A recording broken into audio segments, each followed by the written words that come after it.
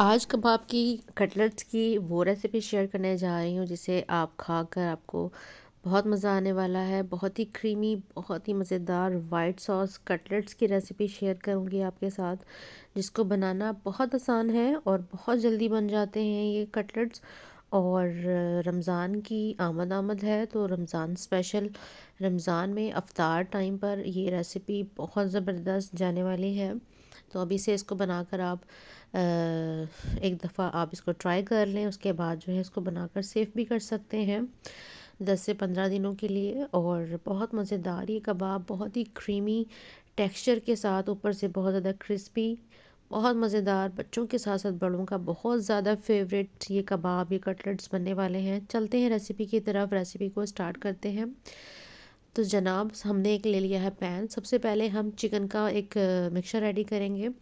और यहाँ पर मैं ले रही हूँ लहसुन, ठीक है, चॉप लहसुन, चॉप गार्लिक लेकर हमने हल्का सा उसको सौते करना है, ज़्यादा उसका कलर चेंज नहीं करना।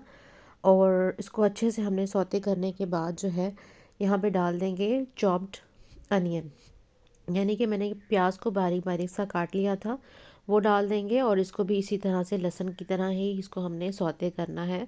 कोई कलर चेंज नहीं करना और ना ही इसको ओवर ब्राउन या ओवर कुक करना है। ठीक हो गया।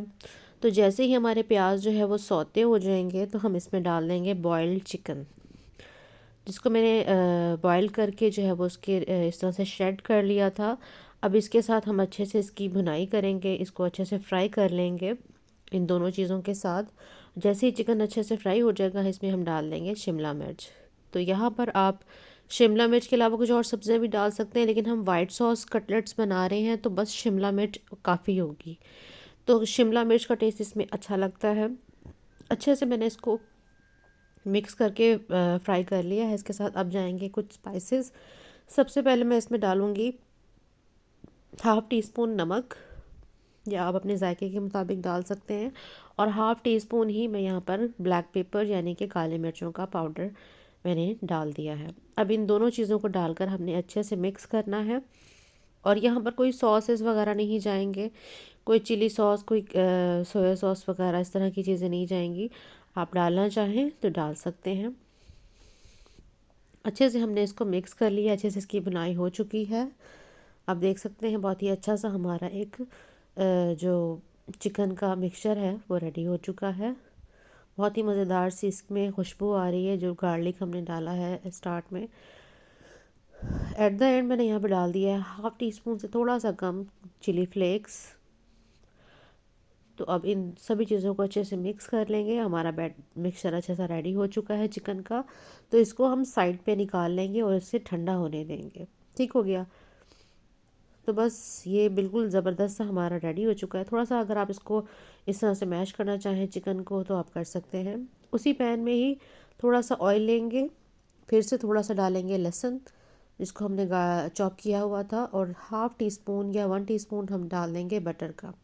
इससे बहुत ही अच्छा टेस्ट आएगा जो हम वाइट सॉस बना रहे हैं। सेकंड स्टेप में हमने वाइट सॉस बनानी है। तो जैसे ही हमारा बटर मेल्ट होगा, इसमें हम डाल देंगे मैदा।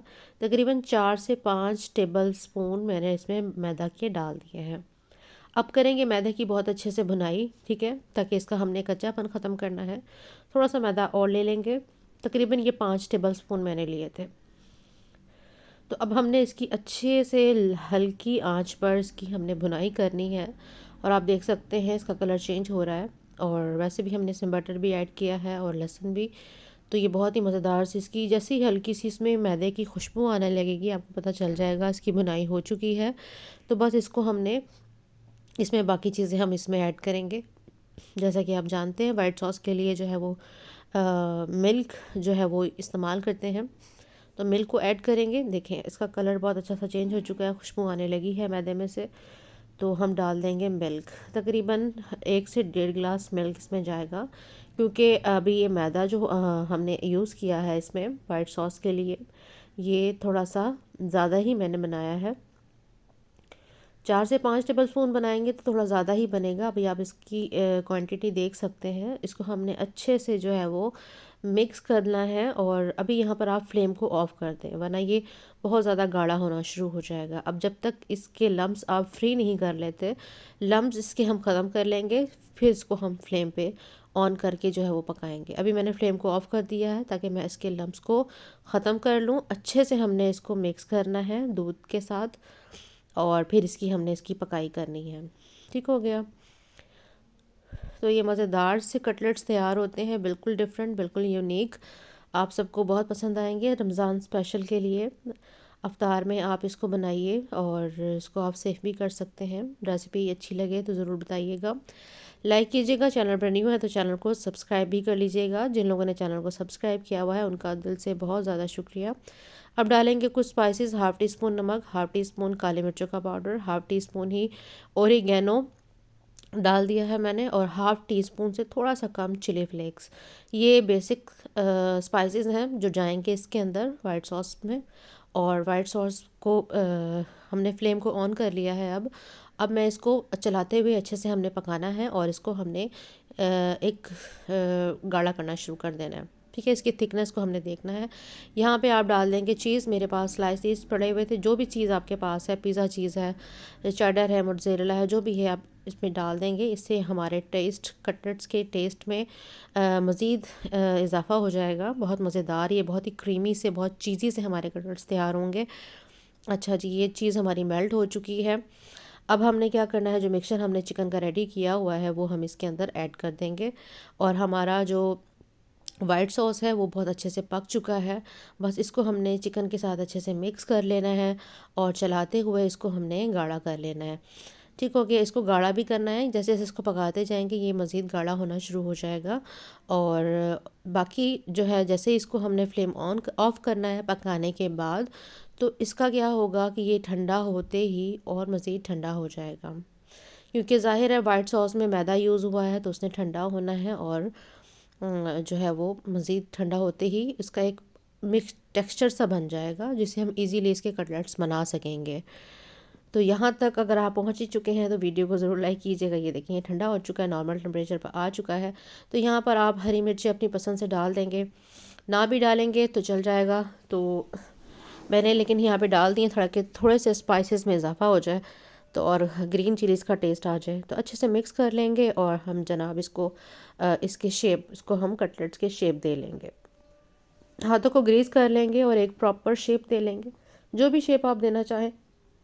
आप चाहें तो इसको गोल भी दे सकते हैं, लेकिन मैं इसको थोड़ा सा जो है वो इस तरह से बना रही हूँ ताकि इसकी कोई थोड़ी डिफरेंट शेप बनाऊँ, ताकि ये देखने में भी प्यारे लगें और खाने में भी। तो आप देखिए मैंने इसको इस तरह से शेप में दे दिया है, और इसी तरह मैंने एक बनाया, और इसी तरह मैंने दूसरा कटलेट्स बनाकर तैयार कर लिया। इस तरह बाकी सारे कटलेट्स तैयार कर लूँगी, फिर आपको दिखाती हूँ कि कितने कटलेट्स तैयार हुए। अच्छा, 1 पाव चिकन ही मैंने लिया था, और इसमें देखें तकरीबन 8 से 10 कटलेट्स आराम से बन गए थे। और आप इसको जब ये कटलेट्स आपके बन जाएं तो आप स्टेज पर इसको फ्रीज़ भी कर सकते हैं। तो बस ये मैंने बना लिए थे। अब क्या करना है, इसकी कोटिंग के लिए, इसको फ्राइंग के लिए आपने ले लेना है 1 से 2 अदद अंडे और ब्रेड क्रम्स। अच्छे से अंडे को बीट कर लेना है, और फर्स्ट कोटिंग जो है वो अंडे की जाएगी।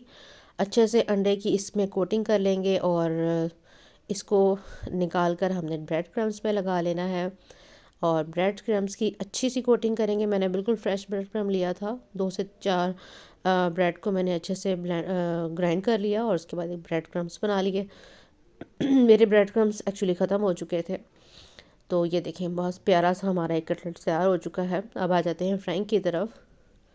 और जब आप अच्छे से इसकी ब्रेड क्रम्स की कोटिंग कर लें तो आप इसको स्टेज पर जो है वो सेव कर सकते हैं, फ्रीज़ कर सकते हैं। अच्छा जी, फ्राई कर लेंगे। तो मैंने यहाँ पर एक बैच में 3-3 डाल के फ्राई कर लिया है। अच्छा जी, एक साइड जैसे ही फ्राई हो जाए, और सारी चीज़ें कुक हैं, बस हमने इसको फ्राई करना है। तो ज़्यादा टाइम देने की ज़रूरत नहीं है, बस जैसे ही अच्छा सा कलर आ जाए साइड चेंज कर दें, और जनाब इसको निकाल लें बाहर। तो ज़बरदस्त से हमारे वाइट सॉस कटलेट्स जो हैं वो तैयार हो चुके हैं। आप सबने बताना है कि आपको आज की रेसिपी कैसी लगी। बहुत मज़ेदार, बहुत ही क्रीमी, बहुत ही चीज़ी सी हमारी ये कटलेट्स तैयार होते हैं। आपने बनाना है, अपनी फैमिली के साथ एंजॉय करना है और रमज़ान में अफ्तार में इसको ज़रूर इसका ही बना के आपने अपनी फैमिली के साथ एंजॉय करना है। इवन आप इसको अफ्तार पार्टी में रखें, बहुत एंजॉय करेंगे सारे गेस्ट और बहुत मज़ा आएगा उनको। इसकी लुक देखें कितनी मज़ेदार इसकी लुक लग रही है। आई होप आपको आज की रेसिपी अच्छी लगी होगी। ज़रूर ट्राई कीजिएगा, अपना फीडबैक कमेंट के ज़रिए ज़रूर बताइएगा। इसी के साथ मिलते हैं किसी